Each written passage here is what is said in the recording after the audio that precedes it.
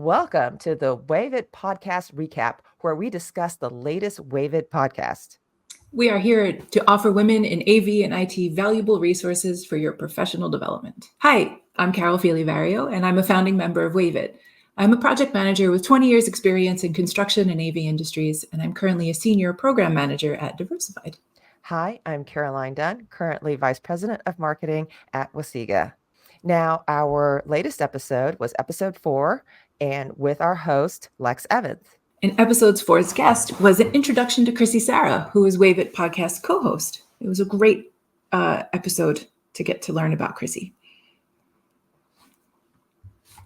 One of the themes of the podcast was Chrissy's career and how she got to where she was working today at Sony. And now I'm going to play a short clip from that podcast. I wrote down things that I've heard people say that I do well, how I feel about those compliments, and then where I feel like I actually am. And what that exercise did for me was create a soft and a hard skill set. I thought that was really powerful in that episode. And so I actually, made a slide about it, and just let's recap what she just said. And I thought this was a really good exercise for all of us to do having after watching the episode. So she said, what am I good at? What things do people say I do well? How do I feel about these compliments? Where do I feel I am? And then from there, what she got out of it was she was able to list her soft and hard skills. So that's something you should do. List your soft and hard skill sets. Appreciate yourself. Appreciate the people in your journey. And think about what you can offer, what you have to offer the AV and IT industry. Now, I tried to do that exercise. Unfortunately, I failed at doing that exercise. So this was me trying to do the exercise, but failing. So I kind of had an opposite experience when I sat down and tried to do the exercise and maybe I'm just internalizing a lot of negative feedback I've gotten over the years. Maybe I'm just really my worst critic. But here's what I was told, that I was good at. I was basically told I wasn't good at anything. I was told I was too technical. Then I was told I wasn't technical enough. I was told I was not strategic enough. And I was also told I wasn't ready for my promotion. And I'm generalizing these things. I've been told this in the last 20 years somewhere. I'm not saying anybody, I'm not calling out anybody specifically, but this is just feedback I've received. But then I thought about it more, and I went back even further before my longer than 20 year plus career here. And I thought about my high school experience. And this was actually, these next 2 slides are actually slides pulled from a keynote speech I made at a high school a couple of years ago, where I was told I couldn't dance. Back in high school, I was told I couldn't dance. This picture of me is actually me as a Super Bowl dancer. I actually auditioned and I became a Super Bowl dancer. I danced with Travis Tritt and Tina Turner in Super Bowl 34. And this is my official NFL picture. Tina. Oh, man, talk about an idol. Wow. So I did learn how to dance. Okay. I did put in a lot of work to get to this point. But I just because somebody told me in high school I couldn't dance, that wasn't going to stop me from performing in the Super Bowl. What? No. Like, there's an opportunity for me to dance in the Super Bowl. I'm going to dance in the Super Bowl. I'm not going to worry about what somebody told me in the high school.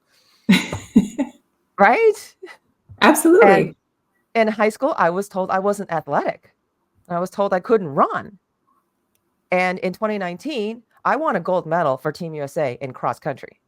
This was in Toronto. This was the World Masters Athletics competition.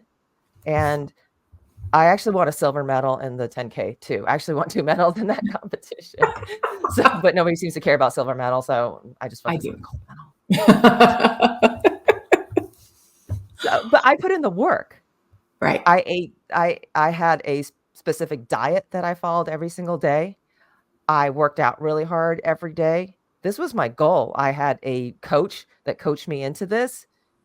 I put in the work. It wasn't something that magically happened. I didn't just, fly to Toronto, throw on the Team USA outfit and just, run 8 kilometers. This was premeditated. Well, and this kind of goes to like, what you're doing, you're coaching, you're learning, and you're striving, right? And you have this direction. Things like imposter syndrome come when you've done all this work and someone at the end still tells you, oh, you won a gold medal. Yeah, but you're still not a real athlete. Right. And like, why do we have these notions that like we are not what we are? If it's a duck, if it walks like a duck, if it quacks like a duck, if it's a duck, like we know what we are, and having other people's input in our ears, right, telling us what we're not is just, it's one of the hardest parts of life, right? Just people who don't believe in you, or people who don't believe that you are what you are. And we get feedback, and a lot right? of it's unsolicited feedback. Well, Or maybe I'm the victim of a lot of unsolicited feedback. I get a lot. Yeah. I've always done a lot.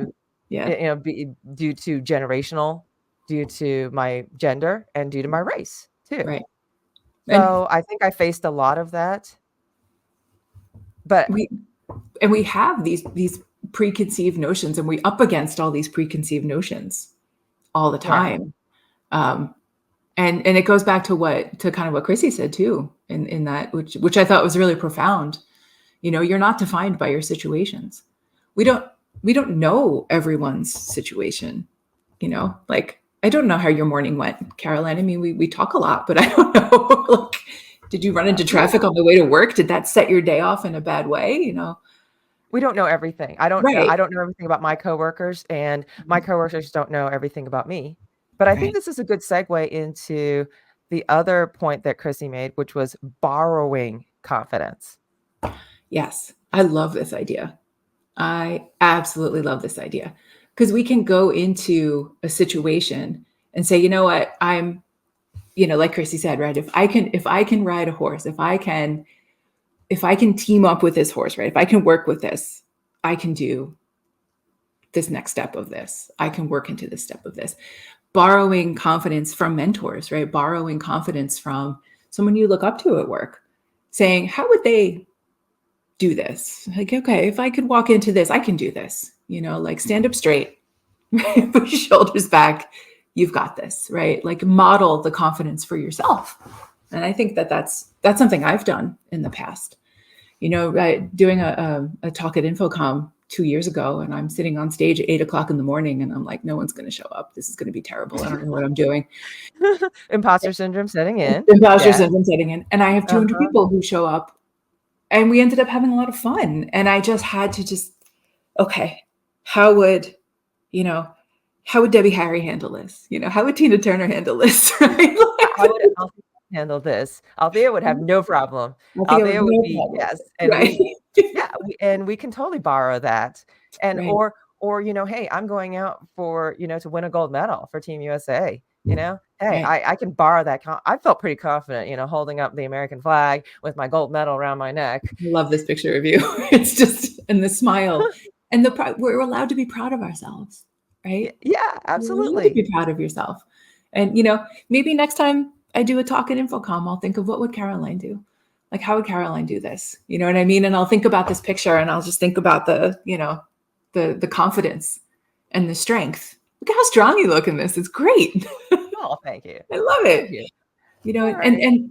But this is the thing about the social aspect, right? And getting to know each other, and getting to know about all about our 9 lives, right? That we live outside of work.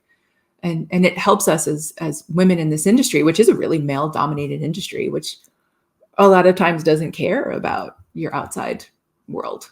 They just care about work. And I don't know. They say they do. They say they do, right? Yeah. I don't ever work that way, because I think we're people first. You bring your whole self to work.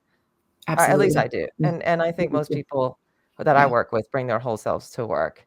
Yeah. And it's not and I think it's a generational thing. I think, in my parents' generation, you were there to do a job and you were there, but now I think today it's a lot different. Yeah. And you still get a lot of women today who won't talk about their families at work. Because that's how they were raised. Because that's how they were raised. Yeah. Right. So to bring this together, I got lots of feedback, okay, when I started my career. So I started out as an electrical engineer. I did 2 degrees in electrical engineering. And when I wanted to transition my career into marketing, I was told I was too technical for marketing. So I had to move my career in more of a spiral staircase to get to where I am in marketing today. I, strategically looked at what could I do with a technical background and to get myself eventually to that marketing position. So first thing I did was I was a product manager for a very technical product, and then I got promoted to product director, and then from there I became head of marketing, and then from there now today I am vice president of marketing at Wasiga. And honestly, marketing is like super technical now with all the analytics and the way that we do marketing now. It's a lot different than 20 years ago in marketing. And they are looking for very technical people with almost engineering degrees in order to do marketing today. So it worked out for me, but I had to work at it. I had to look at that opportunity. I had to strategically look at where I could go from where I was, and I couldn't take that direct movement. It was unrealistic for me to say, okay, I'm going to do electrical engineering, and then tomorrow I'm going to be vice president of marketing. Right? I had to take a few steps to get there. But you worked forward with a goal in mind is the key, right? You had that goal. Yeah. I think there's a lot of things that go into it. One is, I put in the work, and 2 is the strategy of how I was eventually going to get there. Right. Yes. And we were talking about imposter syndrome a little bit before, and I think a lot of women struggle with imposter syndrome. I've done a little reading, and I do have a slide on that. Yes, you do. So the data, you talked about data too. Data to me is just priceless. You can't, the math doesn't lie when it comes to these sort of things. No. So I did read a handful of studies, but this one really stood out. So this research was commissioned by Galaxy Confectionery. They were doing a marketing campaign along with the Young Women's Trust. And they had a whole video series called How to Thrive. And in a study of 4,000 adults, they found that 53% of women have experienced the feeling of unfounded self-doubt, incompetence, and being underqualified. So the important part here is unfounded, right? No one has told you are unqualified. You are at the table. Why are you feeling this way? What is happening that you're feeling this way? 53%. I think that's, I don't know, like in my, straw poll or in my experience, and I'm going to throw up a slide here to interject, is I wanted to do a STEM project with high school girls one day. And I recruited for women volunteers to show high school girls this tech project that we were going to do together. And I started recruiting for women volunteers.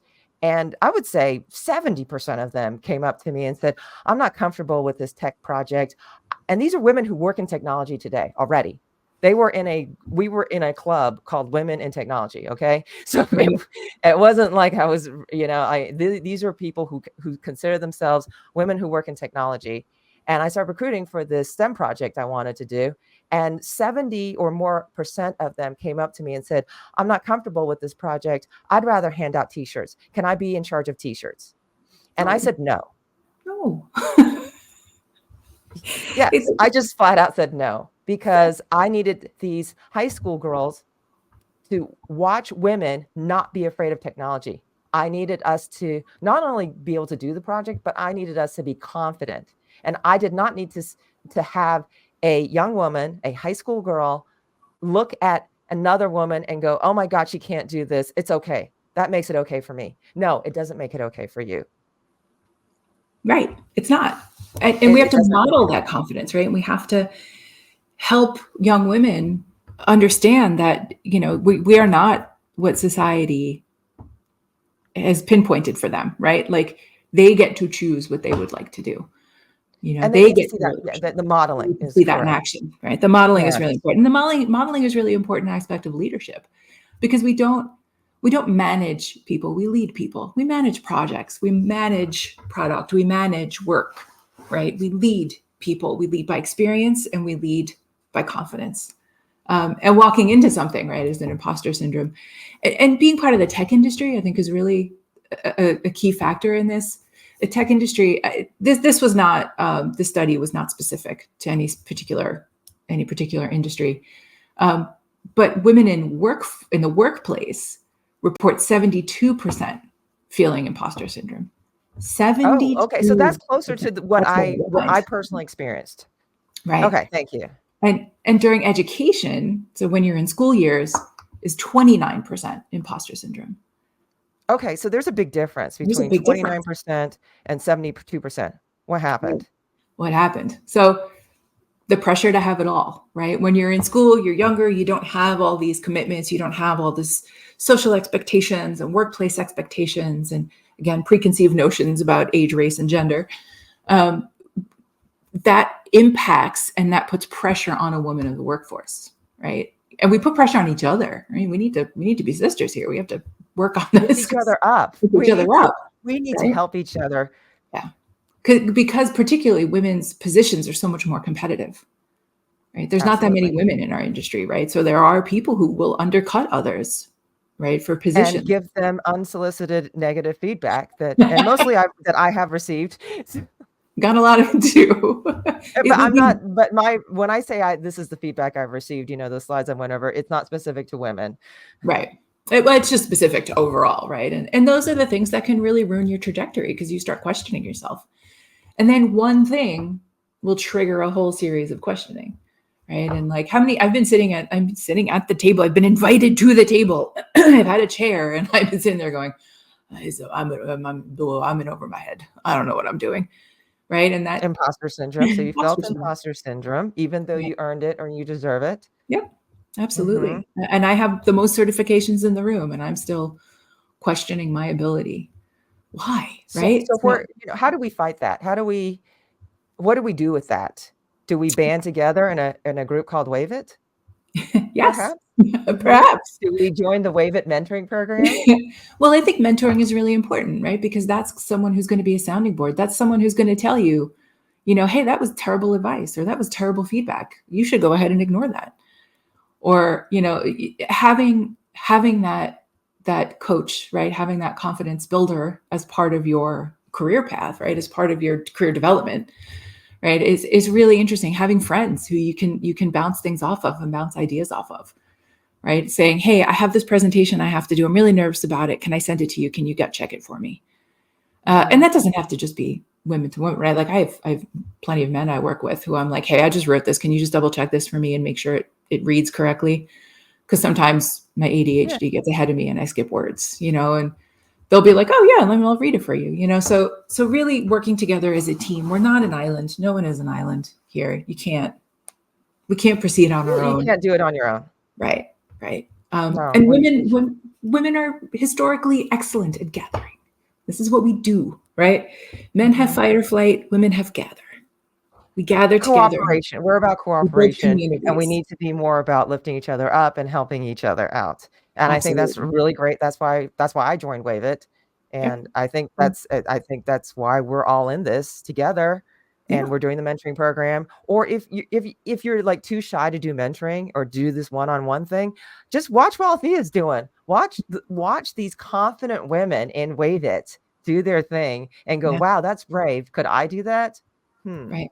And go back to episode 1, right, of the WAVIT podcast and watch that interview, and you'll be like, oh wow. Yes. Oh, that's a great idea.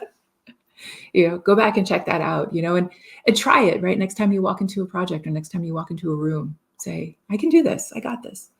Give yourself the confidence, stand up straight, pull your shoulders back. It really helps. It's a pose, right? And it's a strength pose. And sit in a chair, don't slump and don't crush your legs. Sit up tall, take up space. And if you're confident, other people will see that you're confident. Absolutely. Men and women. Men and women.